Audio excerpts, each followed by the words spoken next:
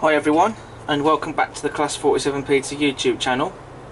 And today I'm going to be taking a look at a new arrival that's just turned up in the post, and I'm going to be taking a look at a Hornby Class 31. This one is Kernow Model Rail Centre exclusive 97204 in the RTC livery.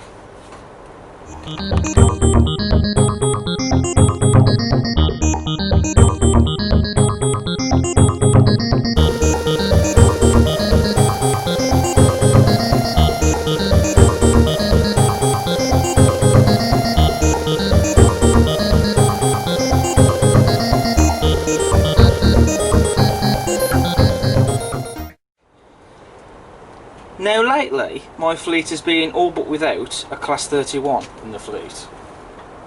I did used to own a Hornby Class 31, which was 31110 in the Civil Engineers livery. However, I sadly no longer own that model, because unfortunately, earlier this year, that model succumbed to mazak rot. Some of Hornby's earlier batch of Class 31s are quite well known to have suffered from mazak rot, otherwise known as zinc pest. Not all of Hornby's original batch of Class 31s were infected by this, but some of them were, and unfortunately 31110 was just one that was affected by the mazak rot. And early this year it sadly just crumpled up. I noticed that it wasn't running all that well, so I took the body off, and in doing so it just collapsed. There was nothing else I could do, so it went in the bin. The spare parts, various bits from that model, did go over to Laura at UK Diesel and Electric Railway Modelling, but the rest of the loco went in the bin sadly, and since then my fleet has not had a Class 31. So I thought I would treat myself to this model.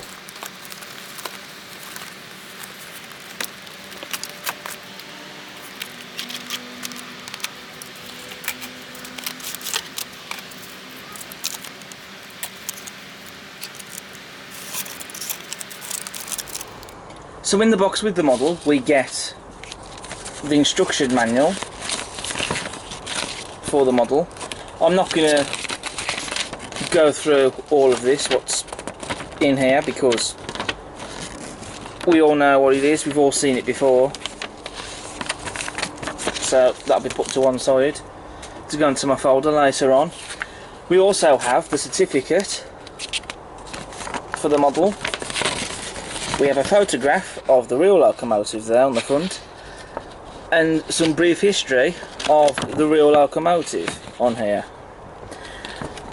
And this locomotive is limited edition of number 350, well, this model is, I should say, and this is number 347.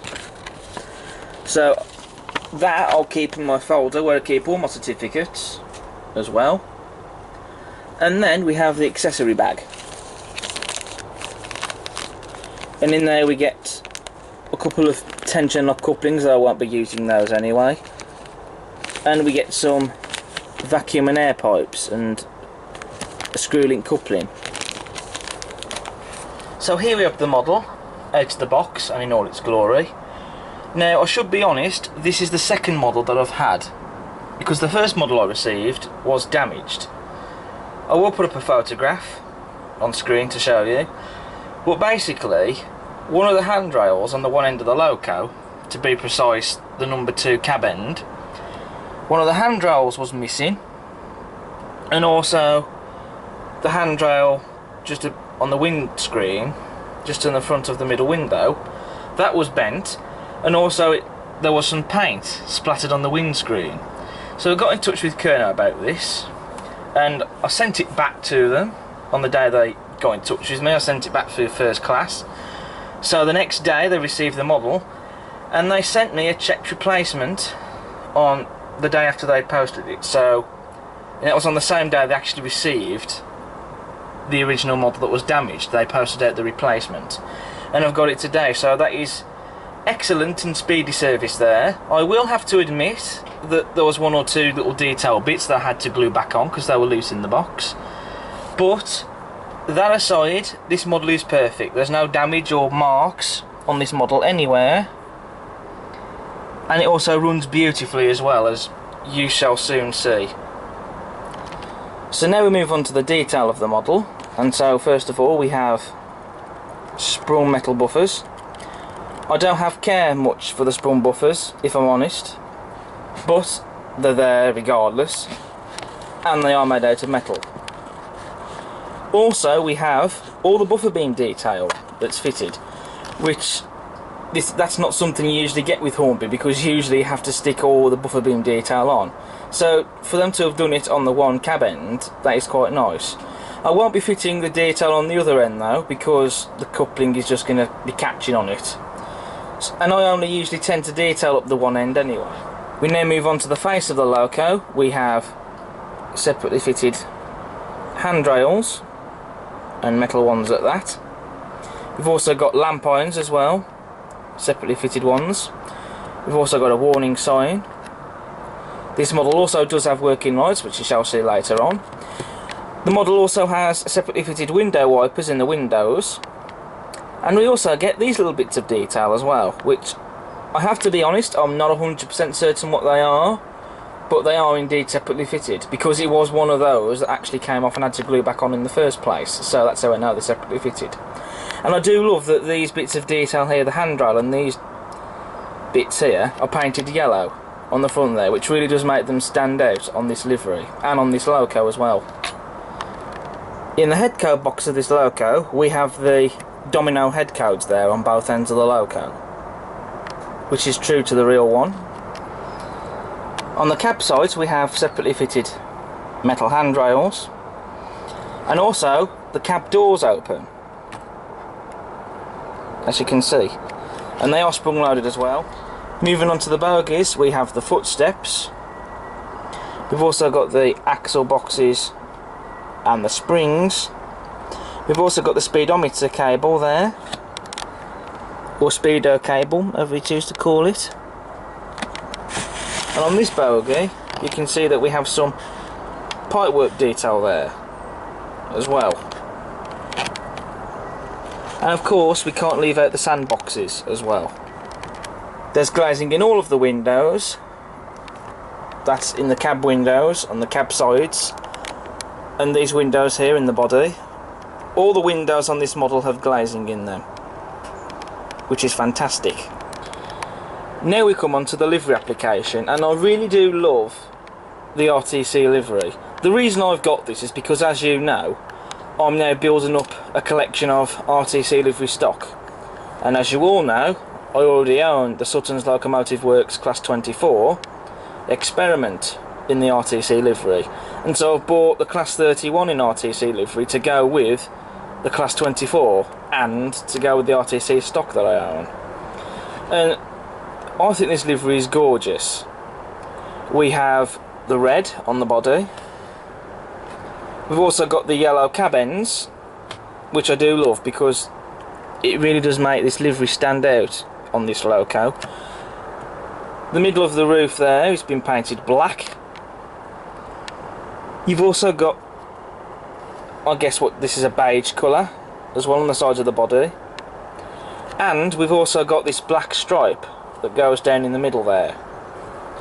We've also got the BR logo and the loco's running number 97204 crisply applied on the body sides, as well as the tops diagram on the cab sides crisply applied, and the British Rail Research Railway Technical Centre Derby again crisply applied on the body sides.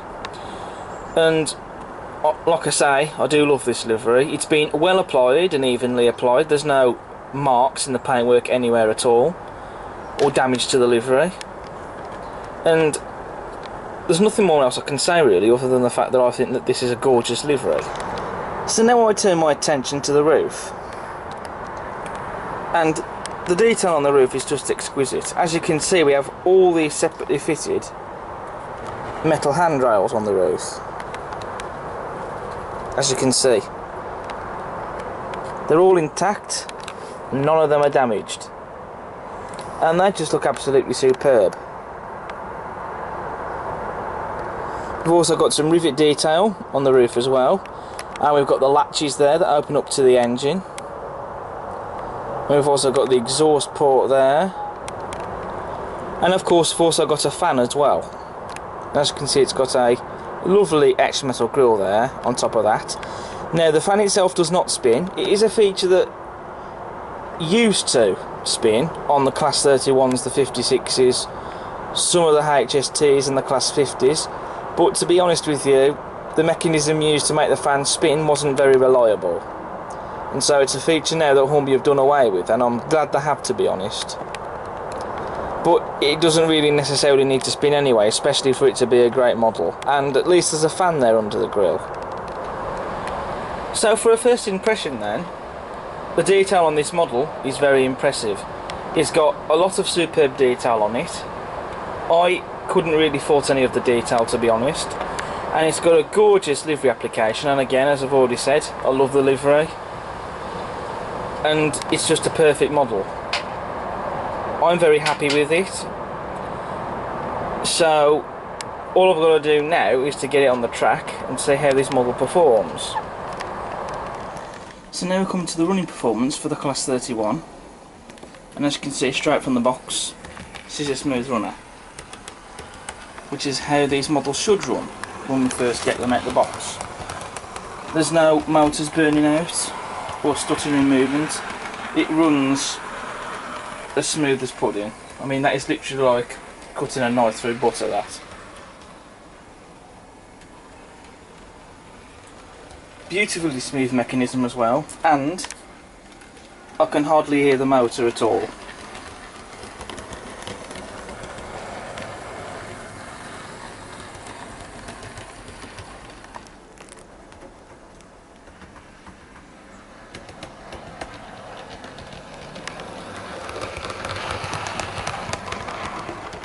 So I've turned the lights off in the shed so you can see the lights in this model better. So we have working directional lights, so that's head and tail lights. As you can see there, the head cowl box on the one end lights up. That's only for when it works in the one direction, as it would do on the real thing. As for the directional lights, the headlights are white,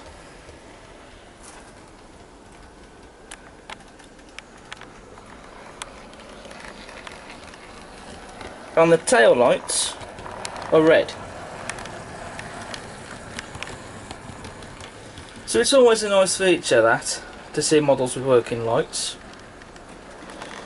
So for the loaded test run, most appropriately, I have all my RTC stock coupled behind the loco.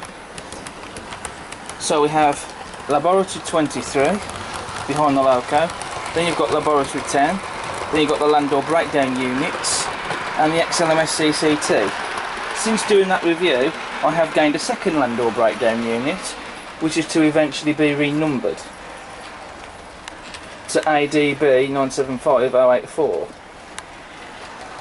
But just look at this for a train.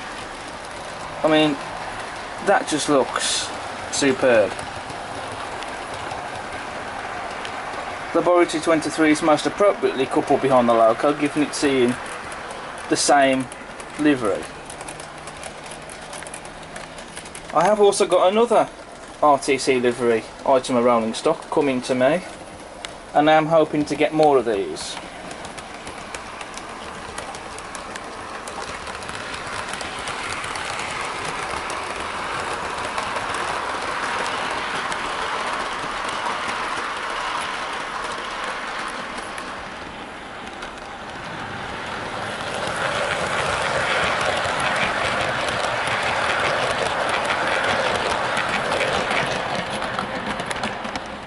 So that now brings us on to the overall conclusion for this model. So all in all, this is a superb model. Ignoring the quality control problems that I had when I first got one, with the damage which had to be sent back, this is a perfect model. And so I do definitely recommend that you get a Class 31, because they really are superb locomotives. And if you love your diesel locomotives, then no fleet is really complete without a Class 31. And I would definitely recommend this livery because it's different and it's a gorgeous livery, especially if you're collecting your RTC stock. Then this particular model here is a must-have. So thoroughly recommend this model.